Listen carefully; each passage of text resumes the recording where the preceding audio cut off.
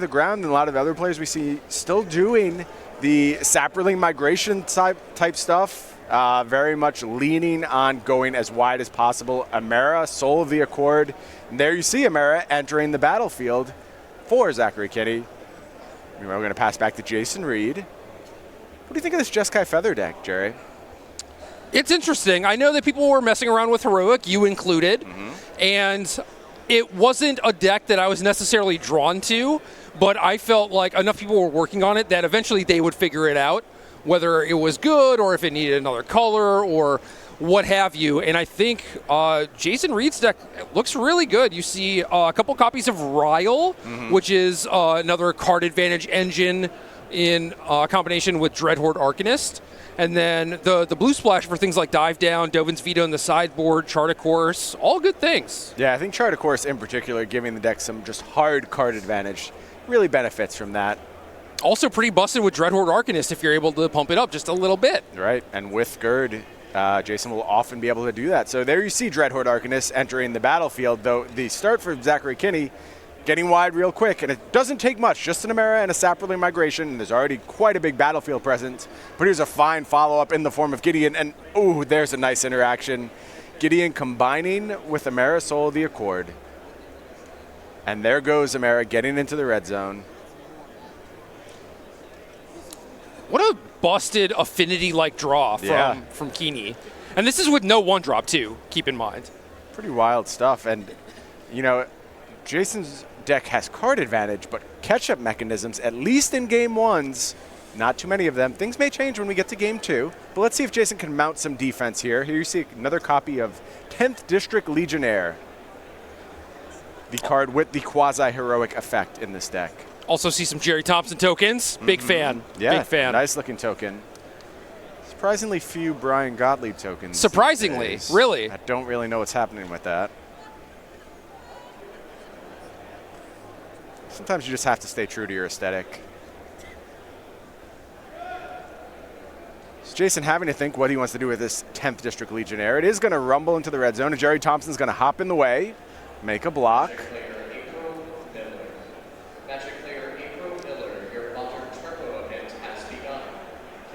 So Jason getting up to a little bit of math here. We're just going to go ahead and pass the turn back to Kiihne.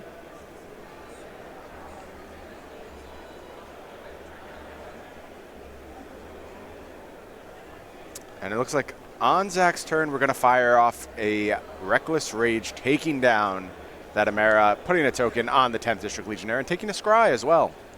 Reckless Rage is so good in this deck. Yes, it's absurd. You just get to machine gun your opponent's entire team with Feather in play. Dreadhorde Arcanist picking it up. And basically none of your stuff dies to it either. Right. Like, that card seemed very powerful when it came out, and it saw some very fringe sideboard play. But now I think it has just found the absolute perfect home. Yeah, I agree with you. Meanwhile, we're talking about perfect homes. How about History of Benalia into Conclave Tribunal with an army on the battlefield and a Gideon ticking up, bringing the beats repeatedly.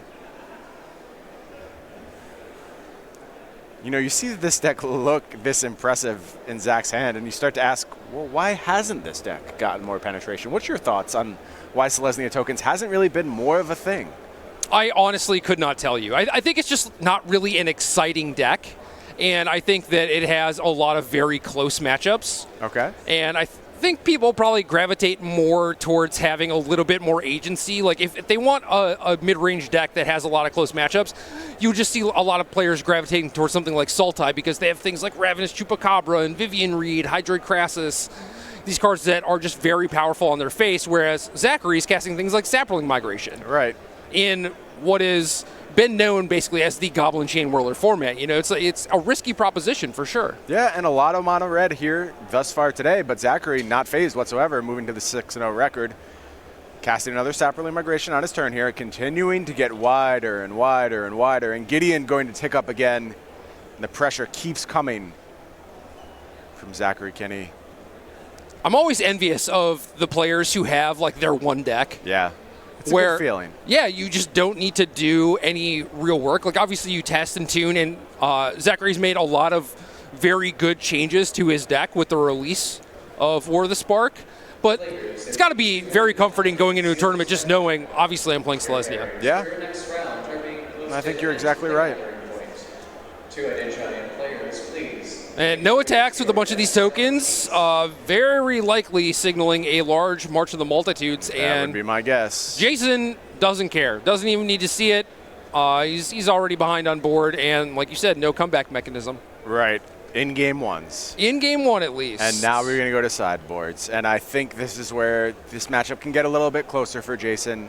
There's some hits here. In the sideboard, you see 4 Dovin's Veto, 3 Tecatli Honor Guard, 2 Deafening Clarion. That's the big one right there. Saheeli Sublime Artificer, 2 copies of that card. 2 Lava Coil, 1 Disdainful Stroke, and 1 Lyra Dawnbringer. Jerry, what do you want to do in Jason's position? 2 Clarions, absolutely.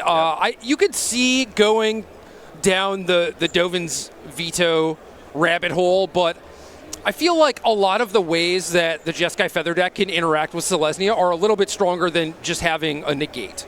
So if a couple copies come in, I wouldn't be surprised, but I don't think that that's the way that I would really want to go. And then you could also do things like Saheeli Sublime Artificer to try and do the tokensy thing along with them, but I think you're just going to lose out on that. I think you want to try and go tall and hope that Zachary doesn't have the kind of draw that he had in game one, where not only did he have the explosive token start, but he also had 2 copies of Conclave Tribunal. And I think that's the tough part, is you can go tall and kind of go around the tokens, but if they have that backed up with removal spells, stop you from getting any traction, any sort of tempo advantage, then it's going to be a problem. Meanwhile, over on Zachary's side, we are looking at 3 Knight of Autumn, 2 Baffling End, 2 Prison Realm. Interesting, a lot of exiling base removal in Zach's sideboard. Could prove to be useful here. 2 Return to Nature, 2 Ajani, Adversary of Tyrants, 2 Kroll Harpooner, 1 Vivian Reid, and 1 Gideon Blackblade, able to go up to the 4 full copies in post-board games. Love it. Jerry, what do you like here from Zach's side? Baffling End, Prison Realm. Not going to be messing around too much with grindy stuff like a Johnny Adversary of Tyrants. Kroll Harpooner could come in if Zachary wants an additional removal spell for things like Feather, but it really has very few targets. And then, I don't know. Gideon is probably a card that changes in value dramatically whether you're on the play or the draw. So I don't think that Zachary wants the other copy of Gideon, but you might see him like trim a copy when he's on the draw, maybe add in the 4th one on the play. Like many other historical Gideons, it's such a different card when you're kind of taking control of the game. When you're the aggressor, it's so powerful, and it just doesn't play well from behind. And that's fine. Not every card has to play well both ways, but I think having extra copies in your sideboard, being willing to sideboard Gideon out despite its high facial power level, is really going to be an important thing to learn to recognize here in this new War of the Spark standard format. Yep, yeah, Gideons just for the most part are not very good when you're behind, and that's okay. You know, if you want to have a Planeswalker that is purely an aggressive tool, I think that's cool, and Gideon has served that role for a very long time, and, you know, he's dead now, spoiler. Wow.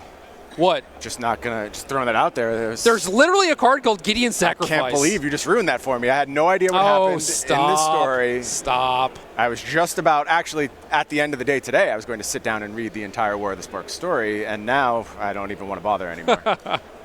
Do you want to know what ends up happening to Nicol Bolas? I can tell you that too. I probably don't. I'll tell you off air. I Okay. don't care if I ruin it for you, but I don't want to ruin it for the listeners who are probably reading the book while also trying to watch the standard tournament. You give me the whole skinny when we get back to the hotel room tonight. Meanwhile, if you're already thinking about the next Magic set to come out, you're ready to do some pre-releasing of Core Set 20. That may not even be the next set. I think we may have Modern Horizons in between now and then.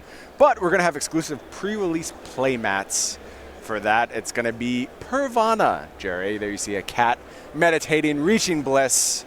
That'll be our next pre-release exclusive playmat as part of the Star City Games Creature Collection. Make sure you're talking with your local game store, telling them you want to get your hands on these playmats at your next pre-release. You can go to go.starcitygames.com/pre-release. Learn more about those playmats there. I wish I was half as zen as that cat. Yeah, that cat has a lot going for it. You could tell it's just in a really good place right now. It's got its life together, straightened out, priorities in order. Meanwhile, I'm just a wreck. Yeah. Just a mess. Yeah, aren't we all, except for that cat. Be like the cat. Watchers. Yeah, don't be like me. Endeavor to reach Purvana. There you get a peek at starting hands from our players. I love this hand cam. You have white mana on Jason's side? No. It looks like a no, right? But he's keeping anyway. Zachary does have a 1-drop this time. Just a little flower action. Gonna go ahead and grab a plains. Passes the turn back to Jason. Jason does deploy a second land. There is no white mana as of now. I do think we saw a Dreadhorde Arcanist in his hand, though. May want to go ahead and fire that off, and he does. And picked up a copy of Chart of Course, so got a lot of potential draw steps to try and find that missing mana. But I lied. Here's the baffling end that is going to deal with that Arcanist with the quickness, and that means Jason's just going to have to play Chart of Course without the bonus mode. Going to discard here. Did find a white source, though. Going to be happy about that. Discards a dive down, plays a tapped land, and passes the turn back to Zachary Kiihne, who takes the opportunity to fire off History of Benalia. 2/2 Vigilance token enters the battlefield, passes the turn back to Jason. Going to take a draw. There's another copy of Dreadhorde Arcanist. See Gideon Blackblade in hand as well. So Jason wanted to claim aggression here on the play, but that's been thwarted a little bit. Yeah, Kiihne's just doing a very good job of keeping the threats to a minimum. Right. You don't necessarily expect the Selesnya deck to have a bunch of removal, but Zachary has had basically what he needed. Well, I think Zach's deck is uniquely positioned where it does a nice job floating to the middle in these post-board games. It gets a little slower, a little bit more controlling, and in a lot of matchups, that's exactly what you want. Meanwhile, here's a great follow-up to Amara. It's Venerated Loxodon. Haven't seen a ton of Venerated Loxodon today. Maybe it's just the matches we've been covering, but we haven't had a lot of the mono-white aggressive decks. This is certainly our first look at green-white tokens. Nobody plays this deck but Zach. Yeah, I was thinking about the same thing with regards to History of Benalia, where it's like, wow, what happened to that card? Yeah. Where's that card been? And like that, Zach has put together a dominating battlefield presence very, very quickly. And Jason is somehow on the back foot again. He's going to have to find a way to dig out with Dreadhorde Arcanist. Here's 10th District Legionnaire. That can get things started. How about a little Gird for battle? Both creatures picking up a counter here. That means if Arcanist wants to go ahead and use that Chart of Course again, it will have the option to. Be a bit of a suicide mission, though. Let's see what Jason wants to do here. Taking the Scry from 10th District Legionnaire. Well, the thing is, it might be a suicide mission, but you never know from the opponent's side of things, right? Right. And there is a dive down in hand as well. So if Jason really wanted to protect, the Arcanist could do so.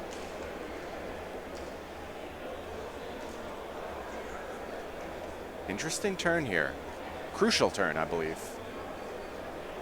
Yeah, it's tough. I mean, Jason has to get something going. Right.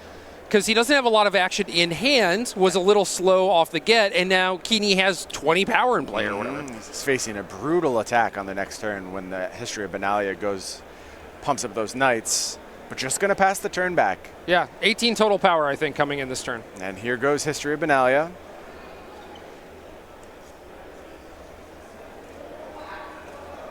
Here comes all of that ridiculous power rumbling into the red zone. I'll say it again, watching this deck, just sitting here thinking, why don't more people do this? It looks good so magic. good. Yeah.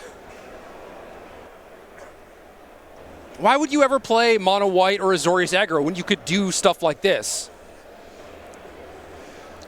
It's a good question, Jerry. You have great beatdown draws, and you get to do mid-rangey stuff with Planeswalkers, Tristani Discordant. You just don't need the 1-drops.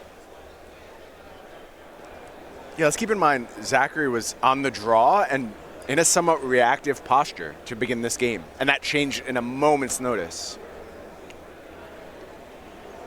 This looks like some blocks have been lined up here. Plenty of damage getting through to Jason. And a follow-up play of Conclave Tribunal taking out that Dreadhorde Arcanist, and I just don't know how Jason gets things going from here.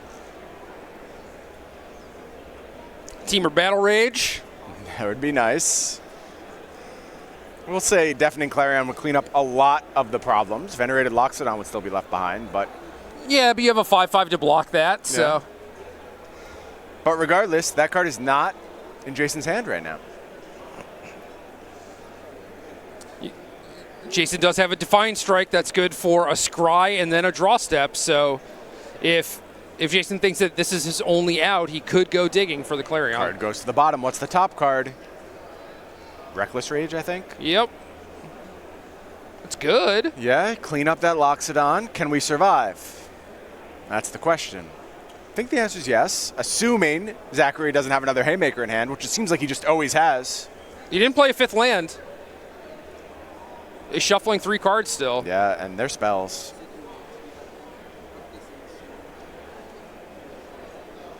Jason could go to 4, deploy Gideon, potentially Lifelink, Yeah. the 10th district. Yeah, you could. I don't know if that's good enough, though.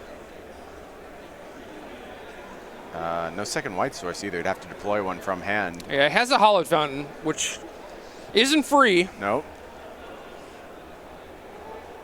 Yeah, he's really debating this. He can go Gideon and Reckless Rage.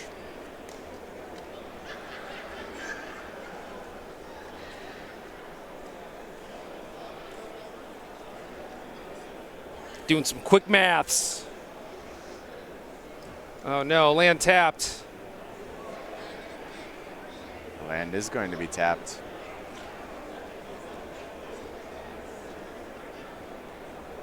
Here is Reckless Rage. Gonna target Amara. Which I guess makes sense. Yep, that leaves him alive. Yeah. Passes the turn back. Zach is untapping like someone who has it for sure. And there's Tristani. That is in fact it. And that is going to do it. Zachary Kiihne takes down Jeskai Feather with good old Selesnya tokens. That looked very impressive, Jerry. I'm not going to lie. Yeah, Zach made it look easy. Very easy. And I think part of that is that matchup is probably Selesnya favored. And it's very hard for the Feather deck to generate enough pressure to actually put them on the back foot, and it doesn't clean up very well either. It needs to hit those Deafening Clarions, and if you don't, I don't really know what your game plan consists of as the Feather deck. Yeah. Try and fly over the top, maybe, but you just don't do it all that quickly. Right, and only 2 Clarions in the sideboard. That's kind of tough. That might have to change a little bit going forward if you expect more of these go wide decks that can actually just like brick wall your single go tall thing. Right. You know? Right. Yeah, tough to nail the meta in week 1. You really have to know exactly what to prepare against. And while the Clarions were there, they just didn't show up in that match. And Zachary Kiihne moving on to 7-0. We are going to have more Magic for you. We have a time-walked match. Just give us a little time. We'll get it ready. Come right back to round 7 here at SCG Richmond. Don't go anywhere.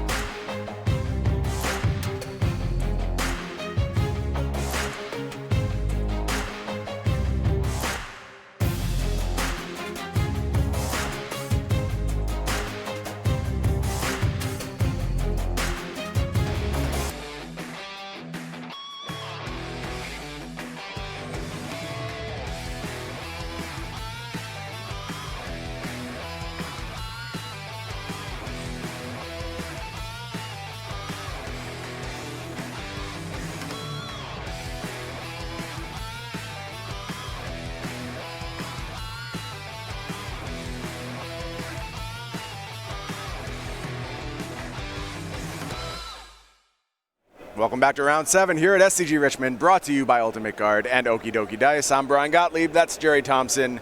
You just saw Zachary Kiihne take down the Feather Menace with green-white tokens, very authoritatively, I will say. Impressive stuff from Zach. Great position to make a deep run in this tournament, 7-0 thus far, locked for day 2. Got to be excited. Oh, yeah. Got to be real excited. But we have more Magic for you. And in fact, I think this is a key matchup in the format. It is Esper Control versus Simic Nexus. Jerry is so excited to see Simic Nexus on camera again, and we have that match queued up. So why don't we just go ahead and start our time-shifted match, get to it. On the left-hand side, you were looking at Dominic Harvey playing Esper Control. On the right-hand side, he's up against Paul Mueller. This is definitely a match with a lot of leaderboard implications right now. Very, very important for both these players to try and solidify their march into day 2.